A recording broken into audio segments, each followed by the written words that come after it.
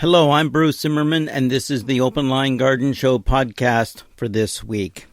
Now, if you're looking after plants and you're bringing them in for the winter, you've had them out for the summer. So in other words, they've been out on summer vacation.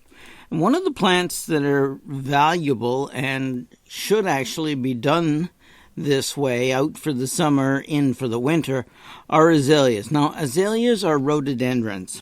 So first of all, while you've been out there, you have been growing them on, and you've been using probably a water-soluble rhododendron food. So what you'll find is, obviously, you've stopped the feeding in September, and what you want to do is you want to allow the plant to continue through the cold weather.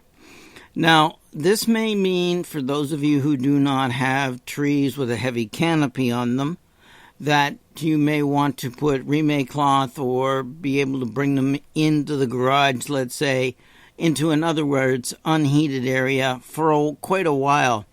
What you're looking for is temperatures down above 40 degrees Fahrenheit.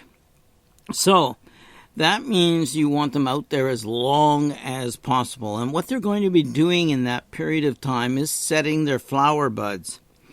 And, of course, if you've got lots of branches and with lots of tips and growing tips, you're going to have a lot more flowers.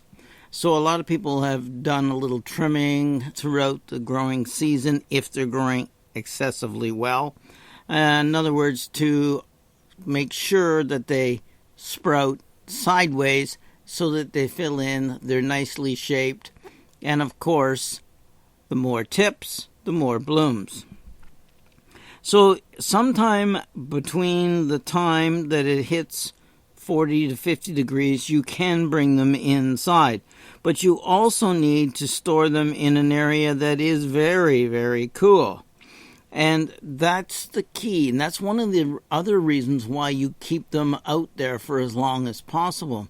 You want very bright light and very cold temperatures. If you bring them into higher temperatures, leaves drop radically because of the very low humidity in the heat, but also suddenly the flowers will blast open, and of course you'll have nothing to show for all your work. So, a really well-lit area, cold as possible. In other words, in the 40s and even 50s is a little high, but not bad. You want them in this cold area for 6 weeks.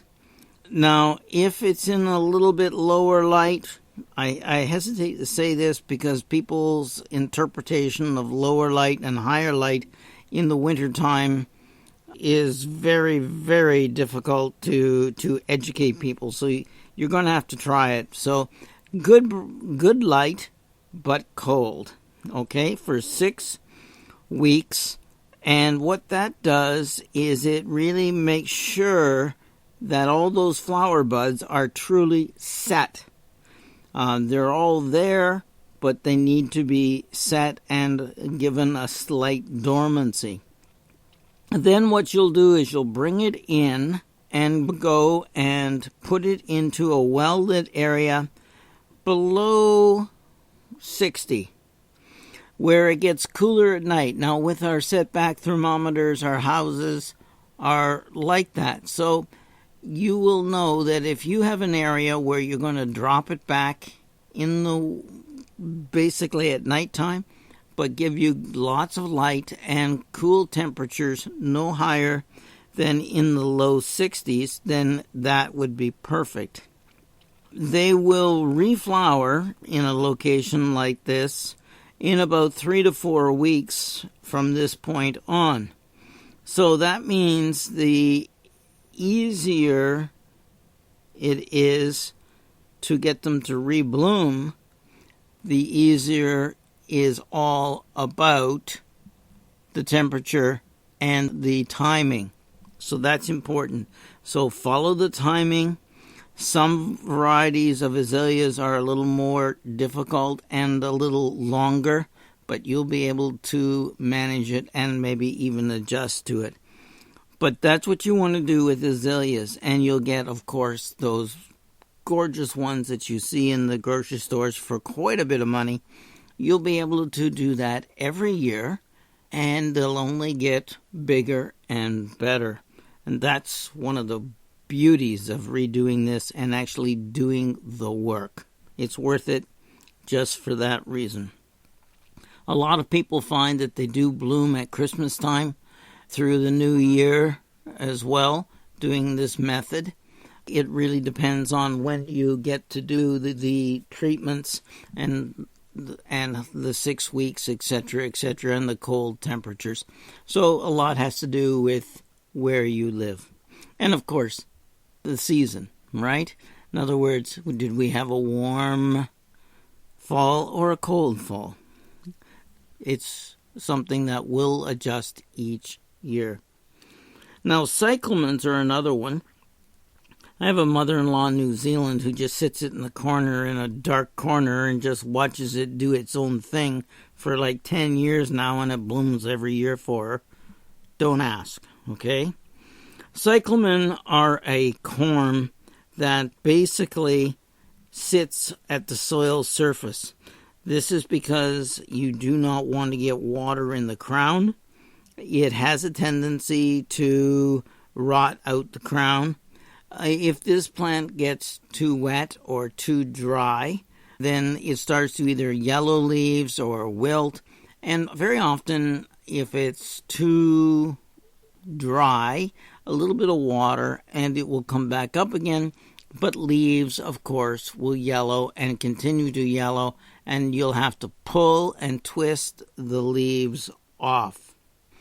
Now, this has to be done gently because you don't want to disturb the the corm. And result is that it will continue to do very well. Now, you do want cool temperatures. You do want it moist, but not too much. A lot of people will take this plant and give it its dormancy to give it time. Other people will go and leave it alone and just continue to basically let it do its thing, like my mother-in-law. If you need to repot, etc., remember that repotting is usually done with good fresh medium. It has to be moist but well drained. And the bulb, of course, corm has to be high on the soil level, right? So it roots out. The plant itself is planted about halfway out, just so you know, of the ground. That's its height. You want to make sure that it doesn't get water in the center. That's always bad. A well-lit area, and you will find that if you do this in successive years, very often the blooms get smaller than they were originally. This doesn't bother you because you usually get more of them, and that's always good. More is better, even if they're a little smaller. And I think it gives you a better look and a better consistency all around with the flowers. Now, spent flowers. Same as those bad leaves, pull and twist the whole stem off. That's important, so that there is no rotting stem in there which can affect your bulb and the quality of your bulb, and the corm will actually not rot. It will heal itself and off you go. It's important, and most people don't know this. They'll maybe use snips or scissors, or they'll just pull it off and take it as it comes. It's important that you pull and twist to get it off cleanly. So cyclamen is probably a little easier than azaleas, but I will admit that they are a lot, I think, one, they're less expensive. So if you want to try one, you would try cyclamen before azaleas. Cyclamen will give you one of those plants that continually blooms, but again, consistency. And the cyclamen will actually train you to be consistent on your watering, because when you comes to the azaleas or the rhododendrons that you're forcing, you had better be very consistent with your watering. Not too much, not too little, but always on time. I'm Bruce Zimmerman. This is the Open Line Garden Show podcast for this week.